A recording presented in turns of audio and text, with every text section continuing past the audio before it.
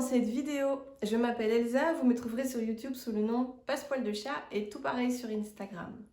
Bienvenue dans la première vidéo de cette année 2023. J'en profite pour vous souhaiter à toutes et à tous une merveilleuse année.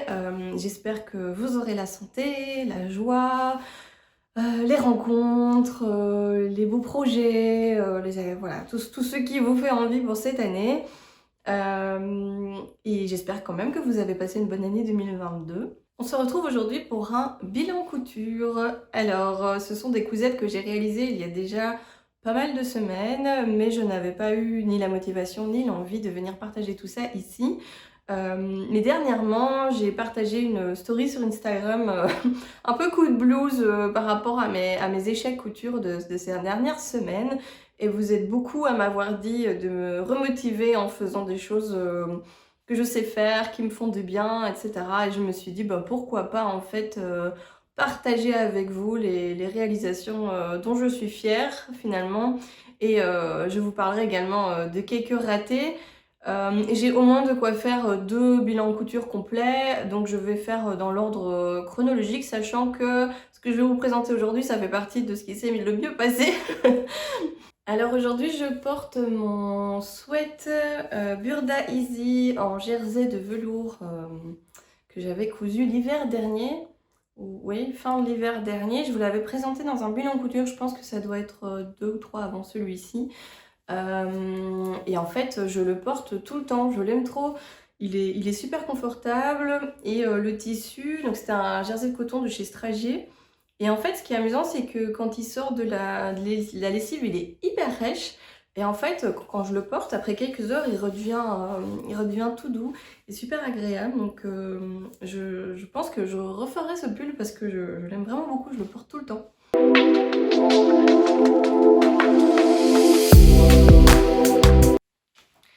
Je vais commencer par une cousette mixte, donc qui peut être réalisée pour femmes ou pour hommes. Moi, je l'ai réalisée pour mon chéri. C'est un patron que j'avais déjà cousu, que je vous avais déjà présenté. Il s'agit du jogging Malo qui vient de ce magazine La Maison Victor. C'est l'édition de janvier-février 2022. Alors, le jogging Malo, donc voici le dessin technique. Il va de la taille 34 à 56 et moi j'ai utilisé 1,50 m de tissu pour la taille 38. Il vous faudra également de l'élastique, du cordon et on vous dit d'utiliser du bore-côte, mais personnellement j'ai utilisé le même tissu les 2 fois que je l'ai réalisé, j'ai pas utilisé de bore-côte. Donc voici la version que j'ai cousue pour mon chéri.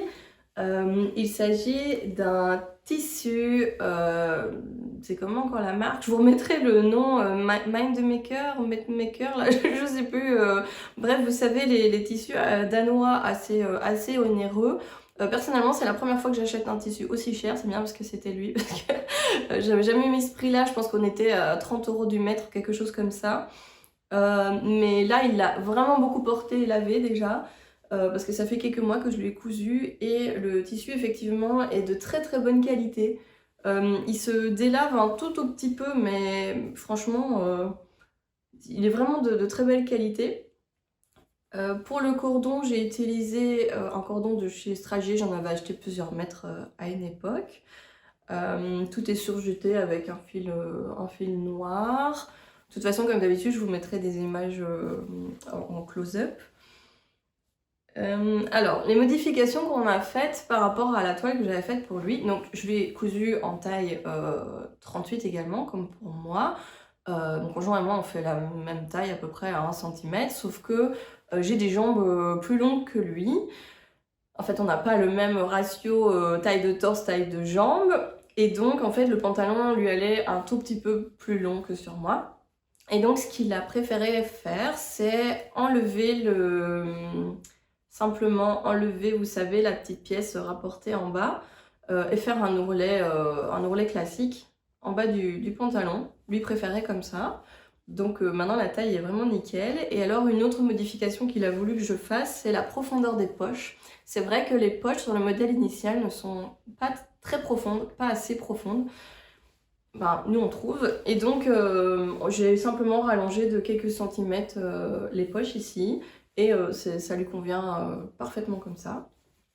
La ceinture est faite avec 3 coulisses, avec 3 élastiques à l'intérieur, et on vient placer le cordon sur la coulisse du milieu en faisant un point boutonnière. C'est un modèle très facile à réaliser. Moi, je vous le recommande si vous n'avez jamais cousu de pantalon en maille. Moi, je pense que c'était mes premiers pantalons en maille. Et j'ai trouvé ça très clair au niveau des explications. J'aime particulièrement le montage au niveau de la poche. C'est vraiment ingénieux. J'aime beaucoup le montage de ce jogging.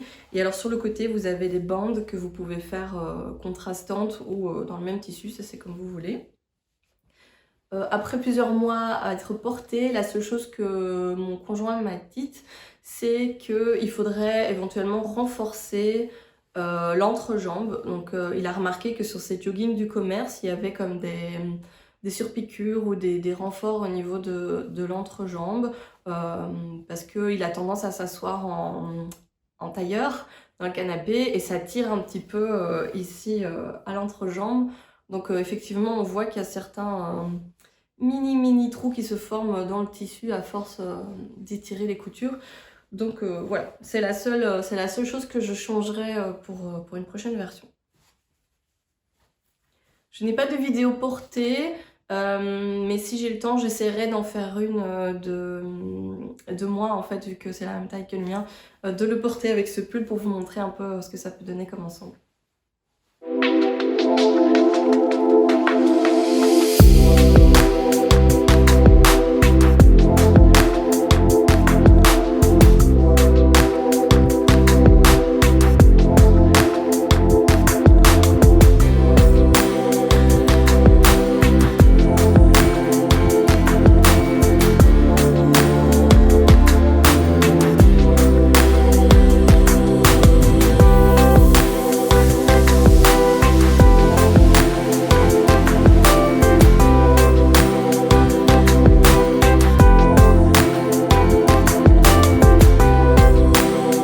Alors évidemment, j'ai oublié d'en parler, mais je pense que pratiquement tout le monde en a parlé ces dernières semaines. Voilà, donner mon point de vue par rapport à ça. Donc la maison Victor a annoncé l'arrêt de son magazine après 7 ou 8 années, je pense. Moi, j'avoue que ça m'a fait quand même un petit coup au cœur parce que quand j'ai commencé à m'intéresser à la couture vers 2015-2016, en fait, c'est le tout premier objet couture que je me suis offert. C'était un magazine à Maison Victor que j'avais trouvé dans une librairie. Et j'ai toujours passé des heures à rêver et feuilleter ces magazines en me disant un jour, moi aussi, je pourrais coudre. Et voilà, c'est un magazine belge. J'ai toujours aimé le contenu de ce magazine. Et oui, ça m'a rendue très triste. Donc, je me suis empressée de commander ce qui était encore possible de commander sur leur site. Que ce soit en termes de patron PDF ou en termes de magazine. Et alors j'ai trouvé des lots sur seconde main, des lots de magazines. Bon, il y en a en néerlandais, mais bon, c'est pas très grave. Et voilà, donc je pense que ça nous rend tous tristes, mais je pense aussi que des fois il faut accepter que c'est un milieu créatif. Et on connaît pas les raisons de cet arrêt. Mais c'est vrai quand même que les dernières éditions, avant qu'ils annoncent l'arrêt du magazine, étaient, je trouve, en dessous en termes de qualité stylistique. Et peut-être simplement que les personnes n'avaient plus envie de s'investir dans ce projet et qu'ils vont nous faire autre chose différemment bientôt et que ce sera encore mieux. Donc je pense qu'il faut... parfois un chapitre se tourne, mais je pense que dans le milieu créatif, c'est important aussi d'être capable de fermer un chapitre pour en ouvrir un nouveau avec ce qui nous motive vraiment. Donc voilà, je pense qu'en tout cas, ils ont laissé une sacrée trace dans la communauté couture. Et moi, je vais continuer à coudre leur patron avec grand plaisir parce que j'adore la qualité de leur travail.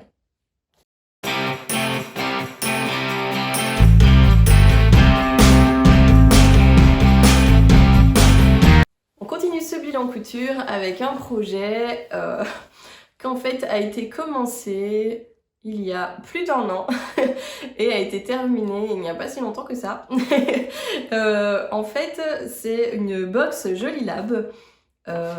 C'était la box de octobre ou novembre 2021. Donc oui, ça remonte. C'était la veste Gabi. Voilà, une petite veste en jacquard, enfin en tout cas dans la box c'était prévu en jacquard, gancée, et de difficulté 2 qui va de la taille 34 à 48. Et donc si vous connaissez pas le concept des box Jolie Lab, en fait il existait un abonnement et on recevait chaque mois une box surprise avec le patron, le livret d'explication, le tissu, toutes les fournitures nécessaires pour coudre le modèle. Et moi je me suis abonnée 3 ou 4 mois à la box. Je trouve personnellement que le contenu est très qualitatif. Mais Jolie Lab a décidé d'arrêter son abonnement et de continuer à proposer des box à l'unité avec différents choix de coloris ou de matières, ce que je trouve être une très bonne idée. Et on peut aussi acheter des box, même si on a déjà un patron, on peut par exemple racheter une box avec un tissu différent, etc. Bref, c'est beaucoup plus un système à la carte, il n'y a plus ce côté surprise. Donc je sais que beaucoup de personnes étaient déçues. Mais donc voilà. Alors pourquoi j'ai mis autant de temps à coudre cette veste Gabi? Eh bien parce qu'en fait, quand j'ai commencé à la coudre, je n'avais pas encore de surjeteuse et je ne vous recommande absolument pas de coudre du jacquard de cette qualité-là en tout cas, si vous n'avez pas de surjeteuse. En fait, quand je tentais de surfiler les bords à la machine à coudre, ça faisait un caca monstrueux, c'était vraiment atroce. Et j'ai failli jeter le projet par la fenêtre, puis finalement j'ai acheté une surjeteuse et je n'ai pas réussi à m'y remettre. Et c'est seulement des mois plus tard, ici cet automne, que je me suis enfin motivée à la terminer. Je vous la montre. Voici la bête. Alors, je l'adore. Je trouve que c'est vraiment un super chouette patron. Il consomme assez peu de tissu, je sais plus exactement, j'ai pas pris de note pour ce modèle, mais je crois qu'on était entre 1 mètre et 1 mètre 50. Franchement, je trouve que c'est très raisonnable. Vous receviez en fait ce joli tissu jacquard et l'idée c'était de l'utiliser dans des sens différents selon les empiècements. Il y a des surpiqûres à chaque fois qu'il y a des empiècements en fait. C'est personnellement ce que je trouve très très joli sur ce modèle. Il y a les petites poches, les petites fausses poches comme ça. Tout est fini au biais ici. C'est la première fois que je faisais ce type de finition. C'est loin d'être parfait, j'ai quand même des endroits où j'ai eu un petit peu du mal, mais ça tient partout, c'est déjà ça. Et voilà, donc c'est un tissu qui est de superbe qualité. Il me semble que tous les tissus Jolie Lab sont tissés en France, mais je dis peut-être une bêtise, mais il me semble que c'est le cas. Et personnellement, j'aurais peut-être gancé les coutures intérieures par contre. Si j'avais eu une remarque à faire, c'est qu'ils auraient pu fournir plus de biais pour qu'on puisse gancer les coutures intérieures. Parce que là, on se retrouve avec voilà, des surjets. Pour une veste non doublée, j'aurais trouvé ça plus chouette. Qu'est-ce que je pourrais dire d'autre? Oui, les manches sont... Enfin, moi, j'ai choisi de la faire avec les manches 3/4. J'aime beaucoup les manches 3/4. Et elle me va bien. Et si ce n'est que la ligne d'épaule, pour moi, est 1 cm trop loin. En fait, il aurait fallu que la ligne d'épaule m'arrive 1 cm plus près de la base du cou. Je pense principalement parce que c'est une manche avec un pli ici. Et du coup, je n'aime pas le fait que le pli commence passer le bout de mon épaule. Je sais pas si vous voyez ce que je veux dire. Enfin, j'en avais parlé avec Sophie Denis, je sais pas comment on dit son nom. Et elle m'expliquait que oui, normalement en patronage, quand une manche est un peu bombée, ben, on la place un peu plus haute pour que justement le bombé épouse la forme de l'épaule. Et c'est un peu ce qui me gêne sur moi. Après, c'est peut-être un problème de carrure, c'est pas la première fois que ça m'arrive. Je crois que j'ai au niveau de cette partie-là du dos, je pense que mon dos est plus petit que dans les patrons, des marques de patrons. C'est une modification qu'il faudrait que j'apprenne à faire. Je pense que Estelle d'Apolline Patterns a mis une vidéo sur cette modification dans son studio vidéo. Donc il faudrait que je regarde ça parce que je pense que c'est une modification que je vais devoir faire. Sinon j'aime beaucoup la veste. On peut coudre un petit crochet ici pour qu'elle reste fermée. Je ne l'ai pas encore fait mais j'attendais de voir en la portant, mais je pense que je vais le mettre. Sinon, au niveau de la longueur, au niveau de la coupe, je l'aime vraiment beaucoup. Je la vois bien en suédine en fait, en 2 coloris. Donc suédine, je sais pas moi, camel et brun par exemple, et venir jouer avec les emplissements. Ou si vous aimez ça, faire un patchwork avec du jeans plus clair, plus foncé. Vous pouvez, comme ici, jouer avec des jacquards que vous allez retourner. Je pense qu'il faut juste un tissu qui sera joli avec un biais. Pourquoi pas, oui, en jeans avec un biais Liberty, ça peut aussi être très féminin. Donc voilà, une très jolie petite veste que personnellement j'aime beaucoup et je vous laisse avec la vidéo portée.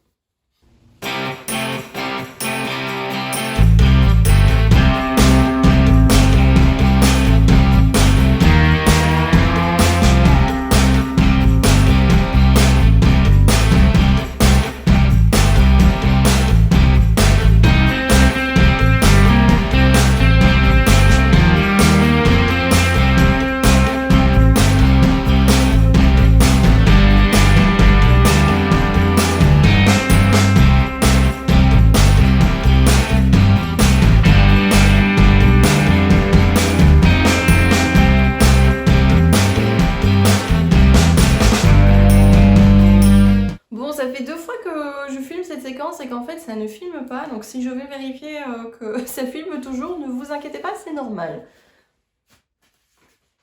Alors, j'ai cousu le top Diana de Maille Couturier. Alors, j'ai écrit cacaproute sur la feuille, ça vous annonce la couleur de ce qui arrive.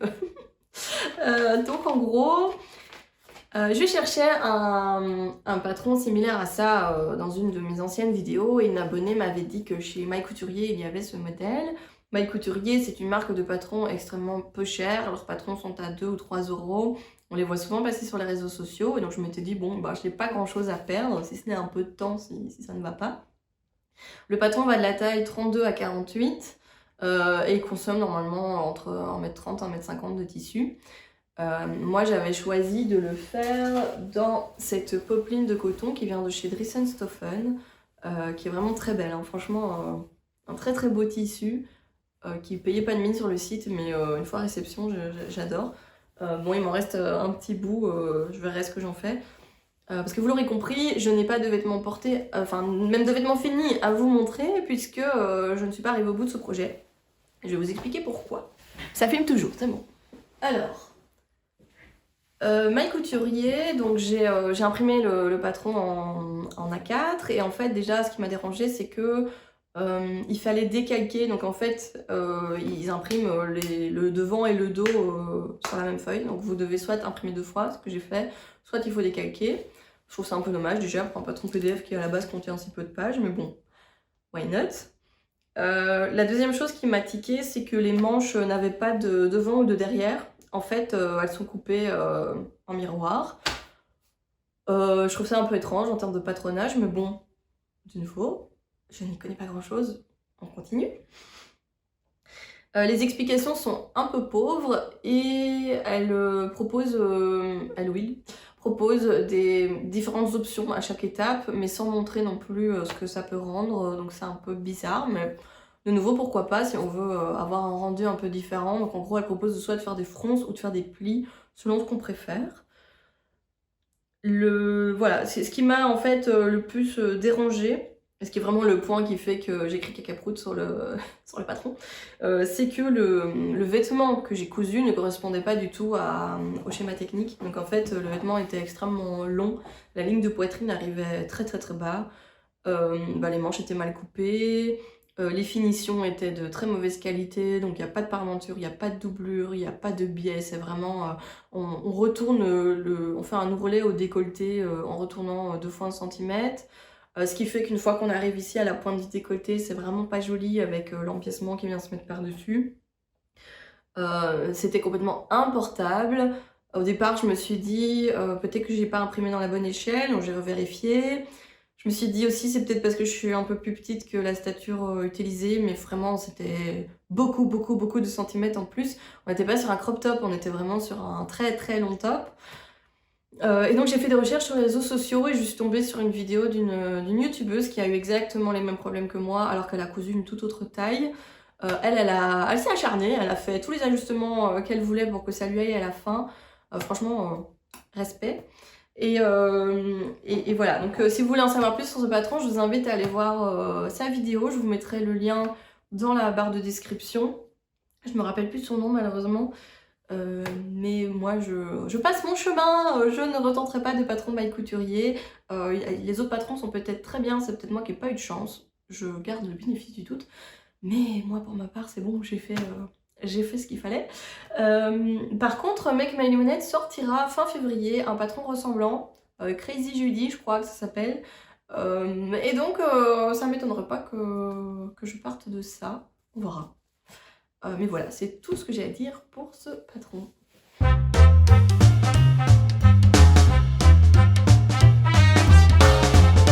Après ce fail, on enchaîne sur ce que je pense être ma cousette la plus ambitieuse et la plus exceptionnelle depuis que j'ai commencé la couture.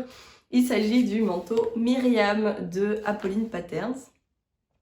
Alors le manteau Myriam, c'est un manteau d'hiver, comme indiqué, qui va de la taille 34 à 48, qui a été créé en hommage au personnage Myriam de la série Mrs. Maisel sur Amazon Prime. Donc Estelle est une grande fan de la série et moi aussi, et quand j'ai vu qu'elle avait réalisé ce manteau en patron, j'ai juste pas pu résister en fait. Pour vous expliquer un peu, je vous mettrai quelques images du personnage. En fait, Myriam, donc Mrs. Maisel, c'est une femme, mère de famille des années fin années 50, années 60, qui vit à New York dans une communauté juive assez aisée et qui se met en fait à faire du stand-up. Un peu féministe et ouais, c'est vraiment une série géniale. Et alors tous les décors et les tenues sont complètement incroyables, vraiment d'époque, enfin c'est complètement fou. Et donc je pense que Estelle a voulu recopier voilà, le manteau de Myriam qu'elle porte dans la série, qui est un manteau du coup très évasé, avec des manches assez larges, avec des plis au niveau des épaules et un pli creux dans le dos, et un col-châle. Il me semble que c'est un col-châle que ça s'appelle. Alors, oui, donc vous voyez, le patron est beaucoup plus grand qu'un patron traditionnel parce que les pièces sont juste gigantesques. Moi, j'ai coupé une taille 38. J'ai complètement ignoré la mesure des hanches. J'aurais dû faire un 38 vers un 40, mais le manteau est déjà tellement large que je me suis contentée d'un 38. Et donc, le voici. J'en suis trop fière. Je l'ai réalisé dans un... En fait, je voulais faire une toile portable à faible coût. Donc j'avais fait dans un lainage polyester Caban de chez les Coupons de Saint-Pierre. C'était un coupon de 3 mètres et il en fallait 3 mètres pour le manteau, il me restait vraiment pas grand chose. Et la doublure, c'est aussi du 100% polyester qui venait de chez Dressenstoffen. Je pense qu'en tout et pour tout, ce manteau m'a coûté 40 € avec le patron. Alors vous voyez, le problème principal du polyester, c'est que voilà, ça fait plein d'électricité statique. Ça a été en fait la principale difficulté de couture de ce modèle, l'électricité statique. Ouais, j'ai galéré, chaque fois que je touchais quelque chose, je me prenais une décharge. C'était franchement pas simple, mais c'est en fait la seule difficulté parce que pour le reste, tout est hyper bien expliqué dans la vidéo d'Estelle. J'adore les vidéos de Estelle. Franchement, je trouve qu'elle a une manière d'expliquer, de montrer, il y a jamais de place au doute, en tout cas moi dans les patrons que j'ai cousus. On voit qu'elle essaye plein de techniques dans son coin et puis qu'elle nous propose en fait celle qu'elle estime la meilleure. Et je trouve ça génial. On a donc les plis au niveau des épaules, le pli creux, le col-châle.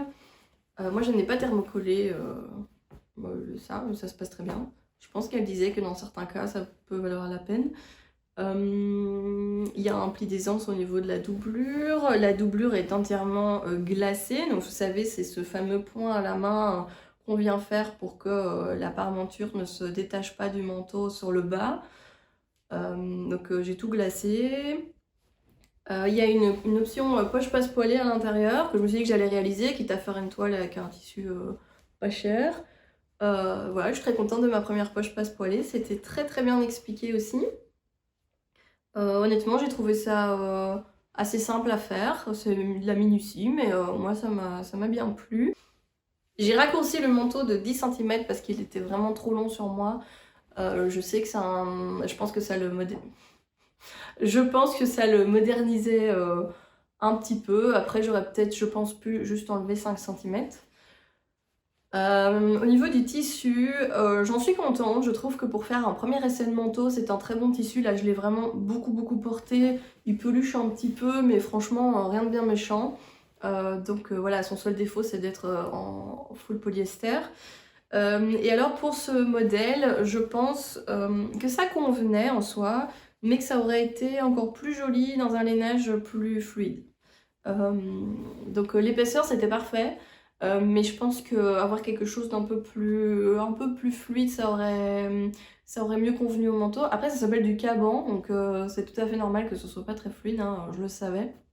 Mais je trouve que sur le bas du manteau, ça se raidit un peu, alors que sur les photos et les vidéos des versions d'Estelle, on voit vraiment qu'il y a un côté fluide et un peu dansant sur le bas du manteau comme j'aurais voulu avoir. Donc si je le refais, ce serait dans un lainage beaucoup plus fluide. Que dire d'autre? Ben, j'ai pas grand chose d'autre à dire parce que tout s'est tellement bien passé, franchement. Il est super agréable à coudre, il est très agréable à porter, beaucoup plus facile à porter que ce que je pensais. Au départ, quand je me suis lancée dans sa réalisation, j'étais un peu en mode c'est un peu la pièce couture pour me faire plaisir, bah voilà, apprendre à me coudre un manteau un peu fou, mais il y a beaucoup de choses qu'en fait j'ose pas le mettre pour sortir de chez moi. Et en fait, bah, bien au contraire, je le mets très facilement et j'apprécie beaucoup son côté très long. J'ai jamais porté de manteau aussi long avant. Et ça me plaît bien. Personne m'avait posé la question de si ça allait aussi sur un jeans et oui tout à fait, moi je trouve que ça va avec un pantalon aussi bien qu'avec des collants. Donc voilà, je vous laisse avec les vidéos portées, je pense que j'ai dit tout ce qu'il y avait à dire. Donc voilà.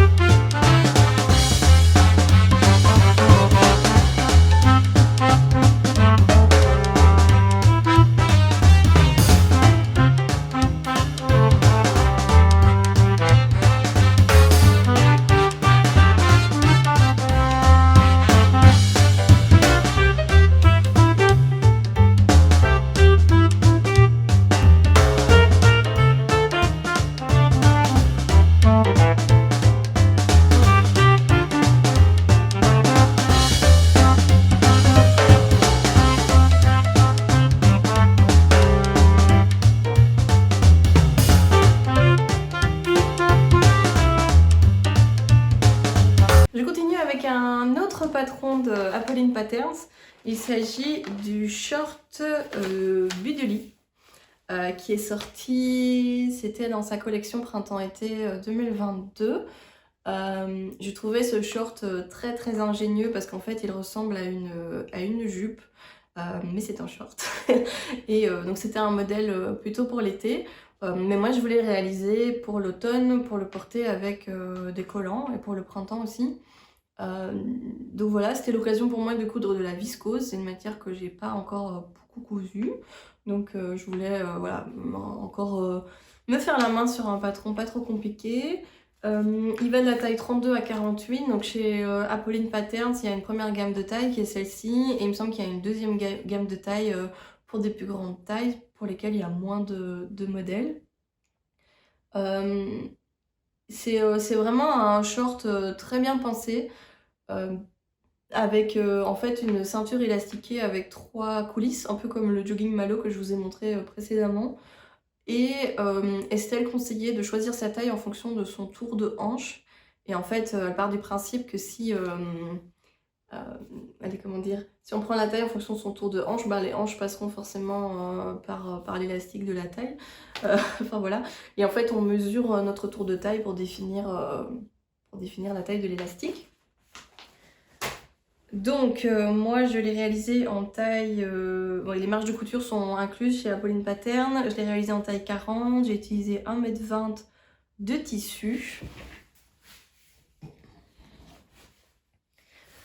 Et voici ma version. Donc j'ai utilisé une viscose de chez Dressenstoffen qui est très jolie mais qui se froisse assez facilement.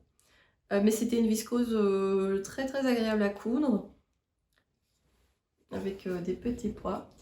Alors cette couleur ne me va pas spécialement au teint, donc c'est pour ça que j'en ai fait un petit short. Qu'est-ce que j'ai noté? Alors j'ai noté que j'avais utilisé une aiguille Microtex pour coudre la viscose et ça va vraiment tout seul. Moi j'ai fait ça les peu de fois où j'ai cousu de la viscose, j'ai utilisé une aiguille Microtex et je suis très contente. Le short est entièrement en couture anglaise, ce qui est très très très agréable parce que du coup l'envers est super joli. Les ourlets du bas, ce sont des ourlets mouchoirs. C'est la première fois que j'en faisais et Estelle explique dans la vidéo comment faire. J'ai trouvé ça très clair. Et donc comme je vous ai dit, la ceinture c'est en fait 3 élastiques. Alors moi le problème c'est qu'ils ont tendance à vriller. Si vous avez une astuce pour ça, je suis preneuse. Voilà, les élastiques ont tendance à vriller dans la ceinture, donc maintenant ça donne un truc un peu difforme. Alors, j'ai noté que c'était très bien expliqué. De nouveau, la vidéo est très très détaillée. Si vous êtes débutant, que vous n'avez jamais cousu de viscose, que vous n'avez jamais cousu de short, que vous voulez une alternative à la petite jupe rectangle élastiquée qui ne va à personne, enfin en tout cas, moi je trouve que ça ne va à personne, vous pouvez plutôt partir là-dessus. Oui, j'ai noté que mes coutures sur la viscose étaient encore, manquaient encore de précision, que j'ai encore du mal à viser juste parce que ça bouge. Voilà, je fais le choix de ne pas amidonner mes viscoses parce que je veux vraiment apprendre à les manipuler sans amidon. Ça c'est un choix personnel, hein. J'ai noté que j'avais pas encore tout à fait maîtrisé le roulet mouchoir, mais je pense que j'étais un peu dure avec moi-même parce que quand je regarde maintenant je me dis que c'était pas si mal. Et voilà, ce tissu est très, très sympa. C'est une petite trouvaille sur Dressenstoffen et j'en suis contente. On verra comment il va vieillir. J'ai pas beaucoup plus à dire, si ce n'est que je voulais recoudre ce short dans mon crêpe de viscose Stragier que je vous avais montré cet été là. J'hésitais à en faire un top ou un short et finalement vu que le short me plaît beaucoup, il y a beaucoup de chances que je le refasse dans le crêpe de viscose que je m'étais offert. Et je rallongerai par contre peut-être le short si je veux le porter l'été sans collant. Moi je le rallongerai d'au moins 3 cm je pense. Parce que là c'était un peu court. Voilà pour cette petite réalisation, je vous laisse avec la vidéo portée.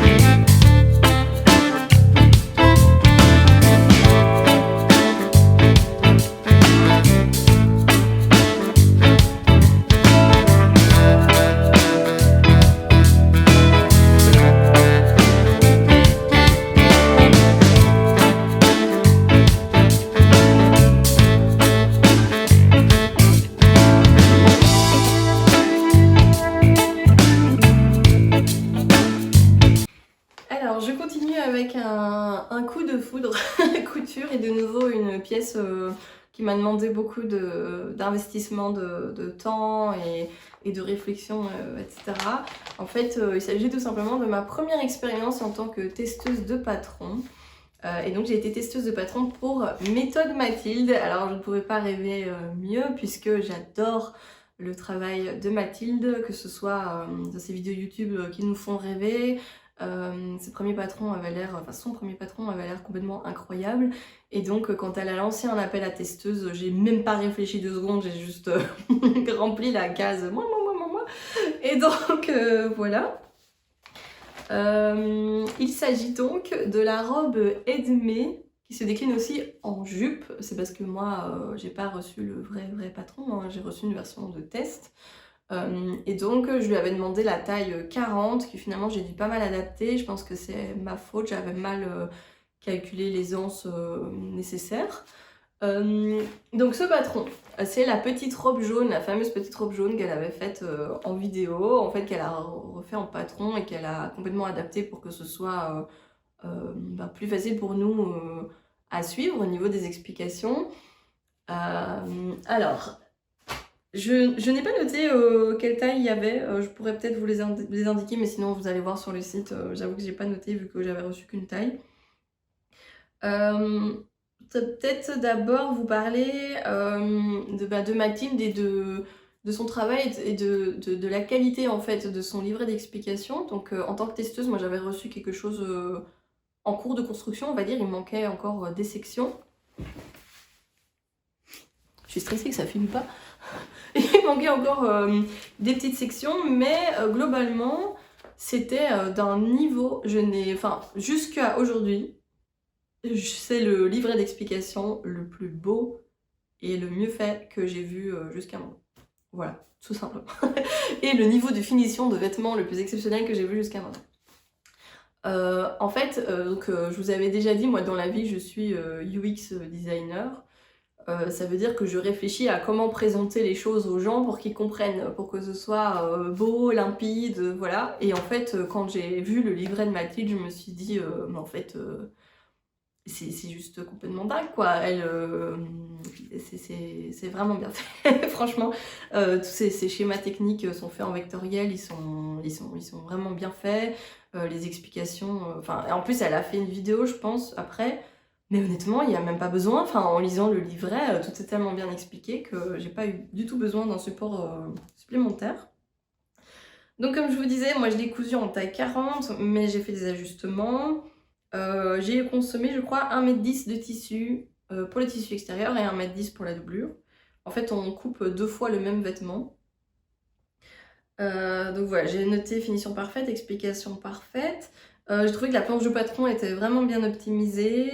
J'ai bien aimé qu'elle affiche les marges de couture aussi. Donc les marges de couture sont incluses, mais on voit la ligne. Donc si jamais on veut la reproduire sur son tissu pour coudre précisément au bon endroit, on peut le faire. Elle a des crans partout, tout tombe juste, tout est... c'est un truc de fou en fait, voilà. Je vais vous montrer ma version, puis je vous explique les ajustements que j'ai dû faire. Alors je l'ai porté récemment et je l'ai pas lavé exprès pour pouvoir vous la montrer, donc si vous voyez des petites taches, ne m'en tenez pas rigueur. Donc voici ma robe Edmé que j'aime trop. Vous voyez, elle est toute douce. Pour l'extérieur, j'ai utilisé un velours côtelé avec quand même des moyennes côtes qui vient de chez Benitex. Il est tout doux, il est super agréable, ils l'ont dans plein de coloris. Je l'ai acheté en bleu marine et je l'ai racheté en vert d'eau récemment, enfin vert jade. Non, c'est vraiment un très beau velours, très très doux. La doublure, c'est une viscose fibre mood que j'avais eu dans un bac à tissu moins cher ici à Otigny. Il est super doux en fait, cette viscose elle est d'une douceur et tout à la base je voulais me faire un pyjama dedans puis finalement j'en avais pas assez donc je l'ai utilisé pour doubler la robe. Je trouve que ça lui rajoute un petit côté prépi anglais, je sais pas, j'aime beaucoup. Et pour l'étiquette, j'ai mis une étiquette de la petite maison couture. Les boutons sont des boutons vintage que j'ai rachetés en lot à une personne qui vidait un atelier dans lequel il y avait plein de boutons vintage. Sur le carton, on voit vraiment que ça date des années 60. C'est trop joli. J'ai choisi de ne pas faire les... Donc il y a des rabats normalement sur la poitrine et sur les hanches. Moi j'ai choisi de ne pas faire ceux sur la poitrine parce que vu que j'ai une morphologie en A, je trouvais que ça faisait bizarre. Et vu que ce sont des fausses poches, je trouvais que ça faisait un peu cheap dans ce tissu sur moi. Enfin je sais pas, ça marchait pas. Vous avez des découpes en fait un peu partout. Donc il y a des découpes ici, il y a la découpe de la ceinture. Dans le dos, il y a des pinces. Au niveau de la jupe aussi. Alors, moi j'ai fait une toile dans de la toile à patron avant de coudre la robe. parce que c'était un modèle ajusté, que j'avais jamais cousu de patron de cette marque-là et que je m'étais donné comme bonne résolution 2022 de coudre des toiles. J'en avais déjà fait une ou deux avant pour d'autres projets, dont je vous parlerai plus tard parce que voilà, c'est un peu le sujet compliqué en ce moment. Mais la toile pour ce patron, ça s'était bien passé, j'avais réussi à comprendre ce que je devais faire pour que ça me tombe bien. Et donc, je vais vous dire tous les ajustements que j'ai réalisés. J'ai rajouté 1 cm de chaque côté au niveau de la taille du ventre parce que je voulais vraiment une robe d'hiver que je puisse porter sur un pull. Il me manquait un tout petit peu d'aisance. Non, même pas, j'ai rajouté 1 cm sur le côté en haut et puis j'ai rajouté 4 cm au niveau de la ceinture, c'est ça. J'ai vraiment rajouté beaucoup d'aisance pour être vraiment à l'aise dans ce vêtement. Et en plus, vu que j'ai choisi l'option patte de boutonnage, parce qu'en fait, soit vous faites la patte de boutonnage ici avec des vraies boutonnières, soit vous posez un zip invisible dans le dos pour éviter d'avoir une patte de boutonnage. Sauf que on sait toutes que quand on a une patte de boutonnage devant, ça a tendance à faire un peu saucissonnage avec les trucs qui s'ouvrent si c'est pas bien, enfin s'il n'y a pas assez d'aisance. Donc j'ai voulu rajouter plus d'aisance pour que vraiment la robe je sois à l'aise et que ça ne tire pas au niveau des boutons. J'ai enlevé 2 cm de stature, donc en fait la ligne de taille m'arrivait 2 cm trop bas, donc je l'ai remontée. Et alors qu'est-ce que j'ai fait? J'ai enlevé, oui c'est ça, j'avais un problème de carrure ici, j'avais vraiment trop de tissu là, donc j'ai enlevé un triangle, ici c'est coupé en deux, et j'ai enlevé un triangle de tissu et j'ai rejoint les deux parties. J'ai bien enlevé 3 cm. C'est ça. J'ai rajouté 1 cm sur les côtés de la jupe et j'ai prolongé jusqu'à 2 cm de plus au niveau des grandes hanches. Et j'ai rajouté 5 cm de longueur à la robe parce que j'avais enlevé 2 cm ici, donc il fallait bien que je les rajoute. Et elle me paraissait un peu courte, donc j'ai encore rajouté plus. Je crois qu'au final, tout à la fin, j'ai réenlevé 1 ou 2 cm. Mais du coup, je ne sais plus exactement combien j'ai rajouté. Donc voilà, ça faisait pas mal d'ajustements pour qu'elle m'aille bien. Je suis hyper contente d'avoir réussi à faire ça. Ça m'a pris des heures et des heures et des heures. Vraiment. Je suis contente d'avoir réussi à comprendre ce que je devais faire pour ajuster. C'était pas un modèle trop difficile à ajuster finalement. La seule chose qui me reste, qui me chiffonne un petit peu, c'est au niveau du décolleté ici. Il reste un peu de bâillement. Ça fait un tout petit peu ça. Je pense qu'il faudrait aussi venir résorber, je sais pas trop où, mais il faudrait enlever encore un petit triangle quelque part pour que ce soit nickel. J'ai adoré coudre cette robe, vraiment la partie couture, je l'ai trouvée hyper agréable. C'est un peu long parce qu'on doit donc... je vous montre à quel point c'est canon à l'intérieur. On doit coudre 2 robes et puis les assembler ensemble. Mais les finitions sont incroyables. Regardez l'intérieur des bretelles. Mathilde a vraiment mis en place une technique pour qu'on n'ait pas à faire de points à la main, quoi. C'est... Merci Mathilde, c'est génial. On a ici en bas, c'est nickel. Enfin, franchement, elle est magnifique cette robe. Je pense que c'est le vêtement, avec mon manteau Myriam, c'est les vêtements les plus finis que j'ai dans ma garde-robe. Voilà. La seule chose qui me chipote, c'est ici, vous voyez, j'ai doublé le rabat. Donc on voit un peu la doublure qui dépasse. Je pense que dans l'idéal, il faudrait que la doublure fasse 2 mm de moins tout partout, sur toute la robe, 2 mm de moins que le tissu principal pour que en fait, elle rentre plus facilement à l'intérieur des pièces. Donc je pense que si je la refais, j'enlèverai peut-être vraiment comme ça 2 mm tout le long de toutes les pièces pour que ça rentre bien à l'intérieur. Vous avez aussi la possibilité de poser du galon, ce que je n'ai pas fait, mais je me dis que je le ferai peut-être sur une prochaine version. Je vais vous montrer. En fait, la dame chez qui j'ai racheté les boutons vintage, elle m'a aussi vendu du galon, aussi vintage. Trop joli comme ça. Et je me dis que faire une version été de la robe en jeans, avec ça dessus et doublé avec un tissu fleuri ou je sais pas, ça me tente bien. Donc voilà, je vous recommande à 1000% les patrons de Mathilde. Je trouve qu'ils sont vraiment... en tout cas celui-là était extrêmement bien fait. J'en ai pas pris d'autres pour le moment, on verra peut-être cet été. C'est tout pour cette robe ennemie, je vous laisse avec la vidéo portée.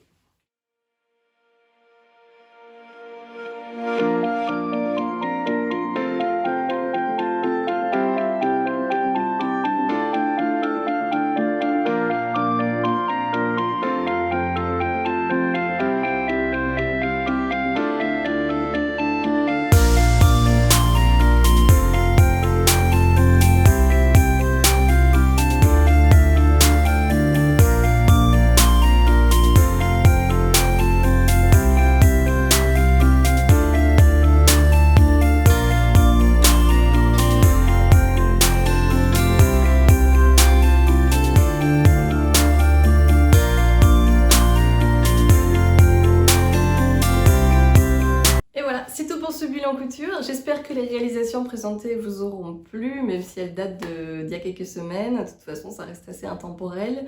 Je reviendrai vous présenter la suite. Je ne m'engage pas dans les prochaines vidéos, même si j'ai plein d'idées, parce que voilà, je ne sais pas ce qui sortira et quand. En tout cas, merci beaucoup de m'avoir écouté jusqu'au bout. Et je vous souhaite de merveilleux moments couture, de merveilleux moments de vie, une belle soirée, une belle journée, peu importe ce que vous êtes en train de faire. Et je vous dis à bientôt!